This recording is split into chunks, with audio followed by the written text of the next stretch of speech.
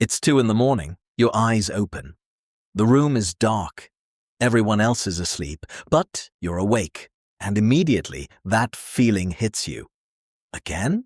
You reach for your phone, you check the time, you start doing the math. How many hours did I sleep? How many do I have left? But wait a second. What if this isn't actually a problem? What if your brain isn't sabotaging you, but simply carrying out a 300,000-year-old job? Today, we're exploring something strange, but incredibly common. Waking up suddenly in the middle of the night, feeling uneasy in the dark, and instantly reaching for a screen. We usually explain it with simple answers. I'm stressed. My sleep schedule is ruined. I'm addicted to my phone. And sure, those things might be true, but there's a much older story underneath all of this. The human brain was never designed for apartments, LED lights, and glowing screens at 2 a.m. Most of our minds are still operating in the world of a vulnerable creature trying to survive after sunset. Now let me tell you something surprising. Historian A. Roger Ekirch studied hundreds of documents from pre-industrial Europe, and he found something fascinating. People didn't sleep through the night in one uninterrupted block. There was a first sleep and a second sleep. People would sleep for a few hours, wake up naturally, spend some quiet time awake, and then return to sleep again. That period in between was used for praying, reflecting, interpreting dreams, or simply talking quietly. So waking up in the middle of the night was never considered unusual. Modern science supports this too. Psychiatrist Thomas Vare exposed participants to long periods of darkness in a controlled experiment. And over time, something unexpected happened. Every single participant drifted into a 2-part sleep rhythm. And that middle waking period? It wasn't anxious or chaotic. It was calm, quiet, reflective, almost meditative.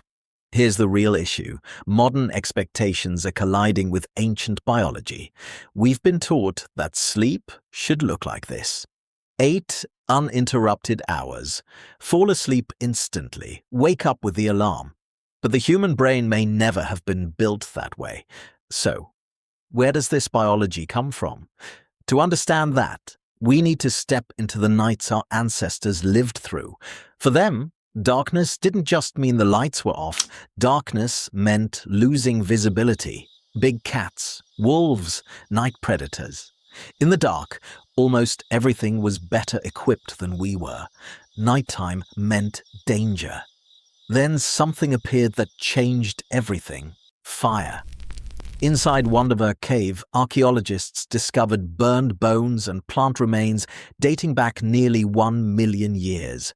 Some of the earliest evidence of controlled fire use in human history. And fire wasn't just warmth.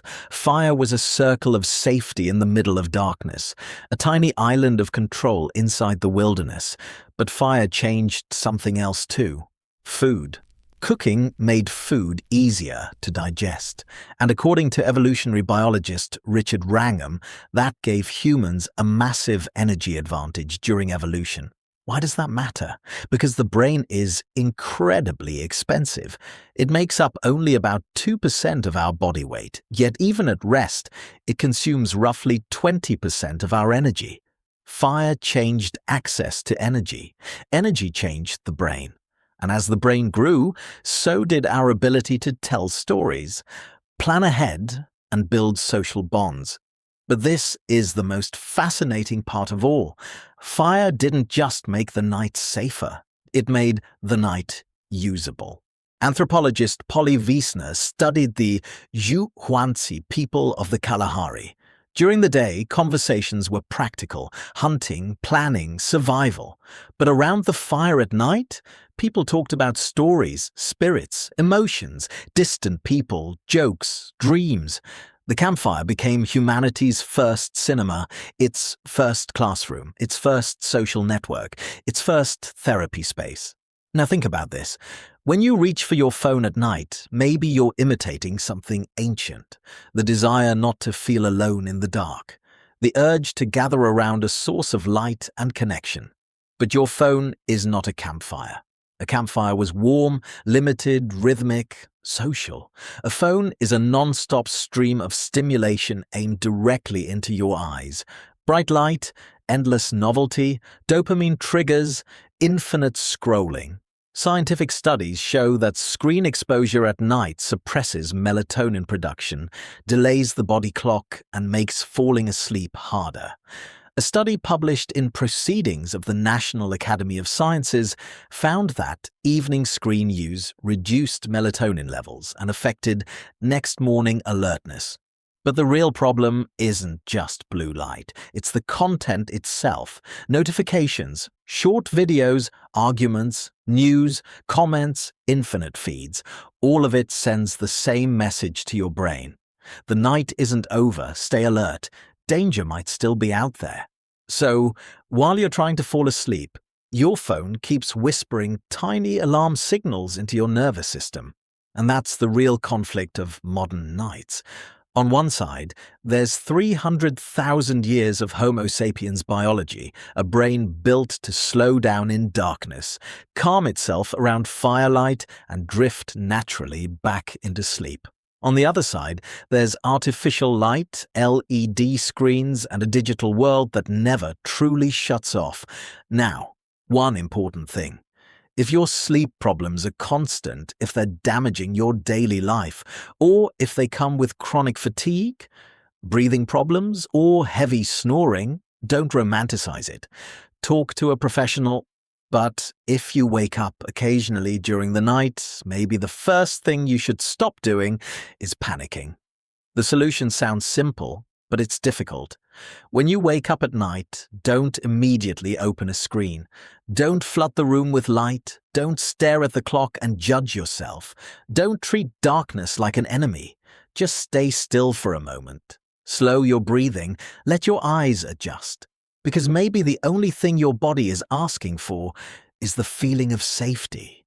We illuminated cities, we illuminated streets, rooms and faces. But somewhere along the way, we lost the darkness the human mind once needed to rest. Maybe the greatest luxury today isn't more light. Maybe it's being able to turn the light off. So the next time you wake up at 2 in the morning, don't immediately assume something is wrong. One of your ancestors was awake at that same hour too, listening to the dark, checking whether the fire was still alive, hearing the breathing of the people beside them, trying to understand whether the world was still safe.